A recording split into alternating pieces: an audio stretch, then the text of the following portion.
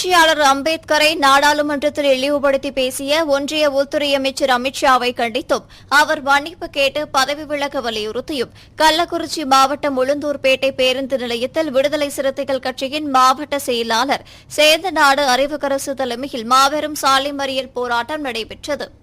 இந்த போராட்டத்தில் தொகுதி துணை செயலாளர் லெனின், ஒன்றிய செயலாளர் வெற்றிமுரசு இளங்கோவன், வடிவேல், ஒன்றிய பொருளாளர் கார்முகிலன் மற்றும் ஒன்றிய துணை செயலாளர்கள் பூசைமணி, அரசன் மற்றும் நிர்வாகிகள் ராசாபிள்ளை, சிவகுமார், முருகன், ஆட்டோ அன்பு, டி.எஸ். மணி, மாகாபா மணிகண்டன், நிக்கோலஸ் மற்றும் நகர செயலாளர் வசந்தன், நகர பொருளாளர் தீந்தமிழன், நகர துணை செயலாளர் கோவேந்தன் மற்றும் நிர்வாகிகள் ராமமூர்த்தி, பாலமுருகன், நாகேஷ், பிரவீன், தட்சிணாமூர்த்தி, அன்னியப்பன் உள்ளிட்ட ஏராளமானோர் கலந்து கொண்டனர்.